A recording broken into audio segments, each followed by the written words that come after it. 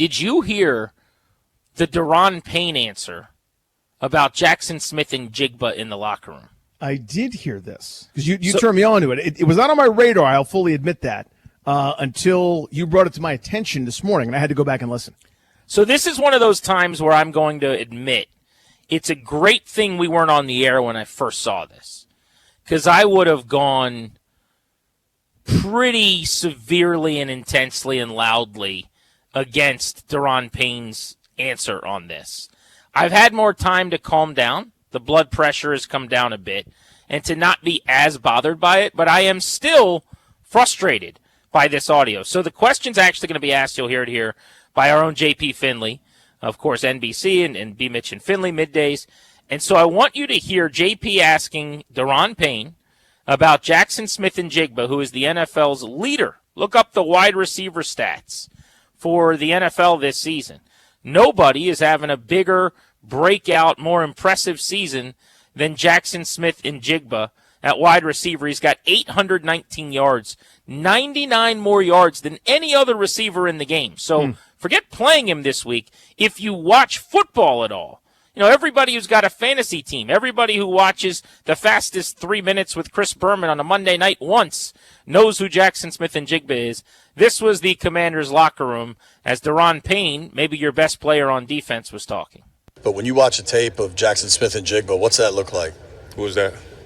Seahawks wideout. Oh, no, I ain't paying him no attention. He's leading the league. Okay, so a couple of things. First, you hear Chick Hernandez start guffawing. He's like, ha, ha, ha, that's funny. As if Daron Payne's doing a bit. Like he's saying, who's that guy? I don't know him at all. Is it possible that he's doing that? I suppose. Having watched it and seen his demeanor, I don't think that's what's happening.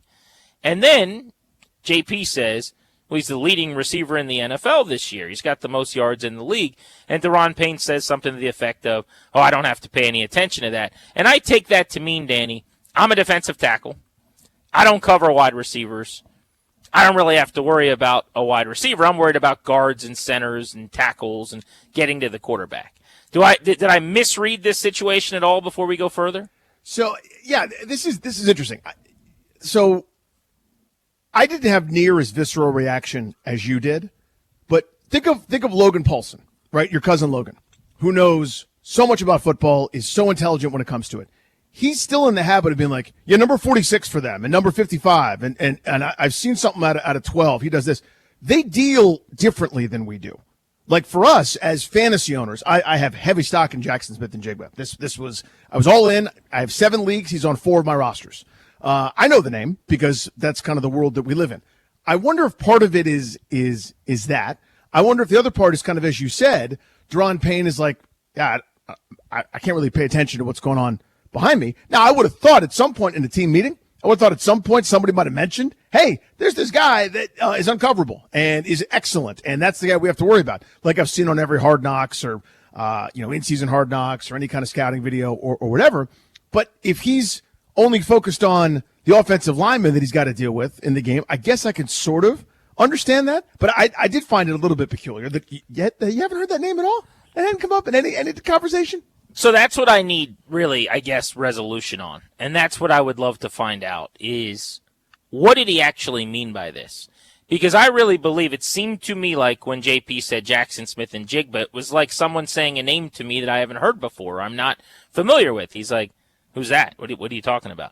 Also, there's a context to these conversations. Now, I didn't hear the questions that precluded it or the questions that came after it, but I've been in that locker room as a beat reporter, where every week the rhythm is the same. A guy like D. Payne is kind enough in open locker room to stand at his locker and answer questions as one of the leaders of the team, and it's the same kind of deal each week. Hey, what kind of problems does Patrick Mahomes present? You're taking on one of the best quarterbacks in the league. Hey, what are you seeing from Sam Darnold? So it is very common as you're standing there that people are asking you about players on the other team. So it's not like JP's asking him about a barber in Ashburn, pretty clearly. Yeah. What do you think we're doing here? Hey, what do you? So even in the first moment, you're like, what do you mean? I don't know who that is. And then there's he's leading the league in receiving. Now I do believe that the second comment is, oh man, I'm not a cornerback. I don't worry about wide receivers. That's not my job. I get to the quarterback or whatever. But this, to me, is problematic twofold, right? Number one, and most obviously, you don't think that the Seahawks aren't going to use this as some fodder? We've already got the aforementioned Jaxon Smith-Njigba, who, for those of you that don't know, is the number one wide receiver for Seattle and the leading receiver in the NFL this year and a superstar. He's at the podium answering a question today about what is being said in D.C. about Sam Darnold, right? They're already doing this bit. I guess the comment was something along the lines of, you can't lose this game to Sam Darnold on Sunday Night Football or something. But this is what teams do. This game of gladiators colliding at high speeds and collisions and violence, you're looking for whatever little edge there is for that added motivation or this perceived slight. See Michael Jordan in The Last Dance. That's what everybody's looking for. So if the Seahawks, I would bet anything I got that this clip will show up somehow in Seattle, whether that's Mike McDonald showing it to the team, whether that's just the transcript being sent by someone to JSN. And I promise you, if and when he balls out Sunday night, this will be a story, either because someone's going to ask him about it and he's going to make a comment, or because he or his teammates will just come out and say it. In the locker room, the Seahawks were walking by his locker yelling, "I bet you they know you now." It's just such an unnecessary error, even if it was completely harmless, right? Yeah. Let's say he knows them, he's well aware of who their best players are, he didn't mean it as a slight, he just either didn't hear him or he was a little confused or whatever. It just seems like such an unnecessary thing for a bad defense to give bulletin board material to the number 3 offense in the league and the number 1 receiver in the league. At its core, that's what this is, by the way. We can explain it away, and I'm going to try to do that in a minute. I'm trying to be as fair as possible, but the really bad defense, one of their best players in the locker room, said something essentially that could be taken as disrespectful about the best player on one of the best offenses. That's kind of what happened here. Yeah, that's an unforced error on a Friday. I actually tend to agree with that. Now, here's the thing. Let's say no one gave any bulletin board material. Let's say no one said anything, no one did anything that's even slightly out of bounds. They still can't stop that guy. Nobody has, right? So, you add in this extra little bit, and it turns into a thing where now you're going to get dunked on, right? That's kind of the ipso facto. That's kind of the next way to play this out is that, he scores a touchdown, turns around and points to the back of his jersey, and everyone's he's pretending to shake hands and introduce himself to his teammates. You're going to see the celebrations happening where it's by the way, my name is Jaxon Smith-Njigba. Get to know it. And he'll go off for a huge game, even if there isn't any bulletin board material, but there is. But yeah, you're right. I mean, you create a thing when there didn't have to be one. And if it's an innocent mistake, it's a strange one to me. You think the process of the NFL happening, of people getting ready to play football games, you might hear the name of the other team's best player.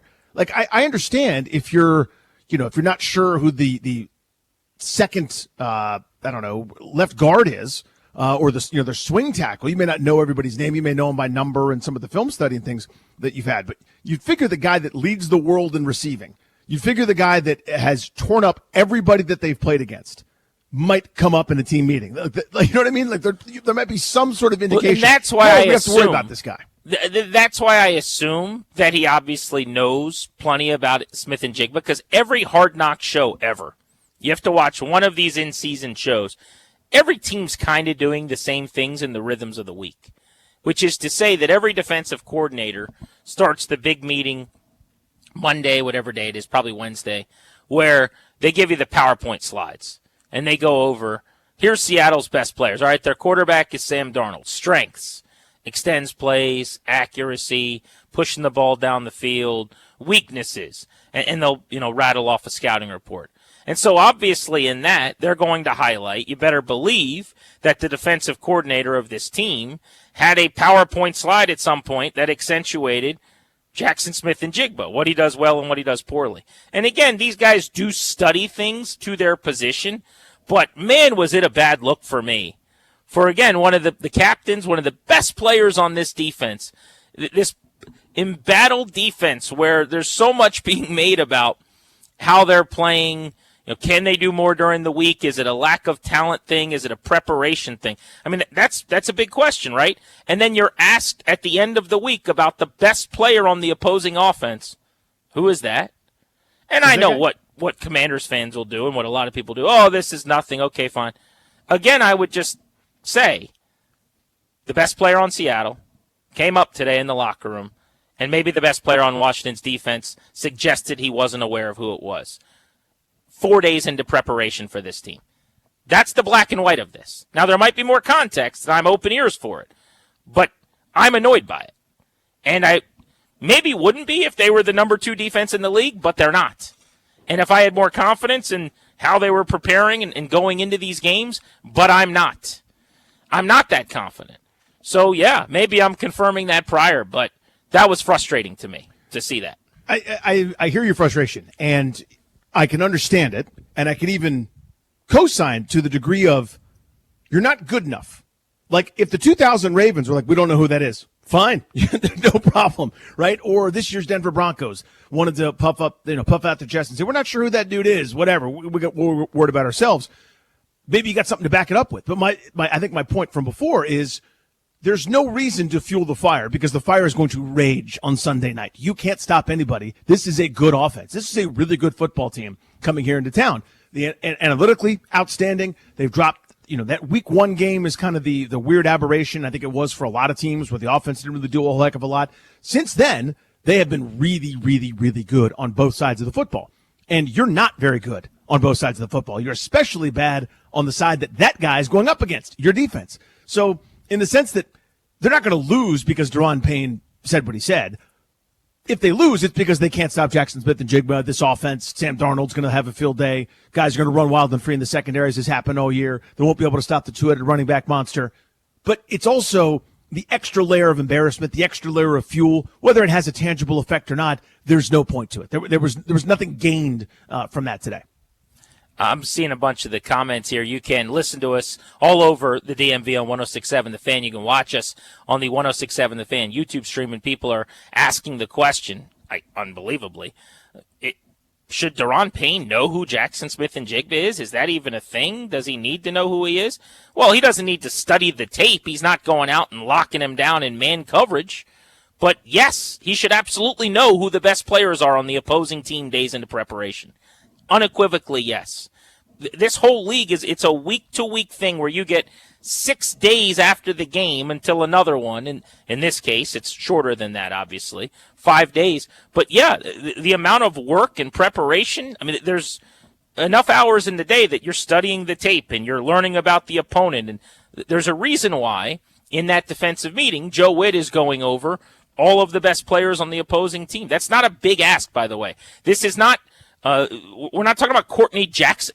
We're not talking about a practice squad wide receiver. It's the number 1 wide receiver in the NFL. Hell, if you weren't playing Seattle this week, you should know who Jaxon Smith-Njigba is. Just out of sheer interest in ball, frankly. So I mean, the guy's leading the NFL in receiving yards. I was shouted down years ago, GP. I didn't mean to cut you off. I was shouted down years ago about Ryan Tannehill. Do you remember this? When he was coming out of school, he did not know who was in any of the divisions. He didn't know who any of the opponents might be, the teams that they were supposed to beat or whatever. And I found it disqualifying. And so many people were like, what is the matter with you? Who cares? Like, why is he supposed to know that? And my whole point was, do you want to play in the NFL? Like, you're aspiring to get to this league. You're interviewing for jobs in the National Football League, and you've shown no interest in it. If you interview for a company and they go, do you have any questions about us? And you go, nope. You know who's not getting the job? You, stupid. You need to show an intellectual curiosity. You need to demonstrate that you did some little tiny bit of research before you set foot in this building. AKA, you might know who the Dolphins need to beat if they want to win the AFC. What? We got to beat Tom Brady? Oh, crap. You should probably know that going in to the job interview. And that's what he was doing. An extended job interview that ended as soon as his football season ended when he was a collegian. And he's going on a tour to figure out who might want him, where he might want to go, what lines up. And he couldn't be bothered to look up a single bit of information about the league that he was apparently so desperate to play in. Right. I go, nope, I would never draft that guy. And people screamed at me. And this kind of reminds me of that, where I go, how could you not absorb the slightest amount of information about a team that though, you have to beat? I get that point, and I probably agree with it to some extent, but on a scale that's below this for me. This is a player that you're taking on this week on the side of the ball that you're defending. And yes, there's not a one-on-one matchup looming, but you'd sure as hell better know who the 3 or 4 best players are by number and by name on the opposing team. Sorry. You absolutely should know that. Now, I have to imagine that he does, and it was just kind of an awkward interaction. But, if the idea was that it's a bit and he's kind of being playful and he's dismissing him like, I don't know that guy. Well, that's not good either. Because why would you do that about the number 1 wide receiver in the NFL who's still got a couple days to find out about it and get motivated by it?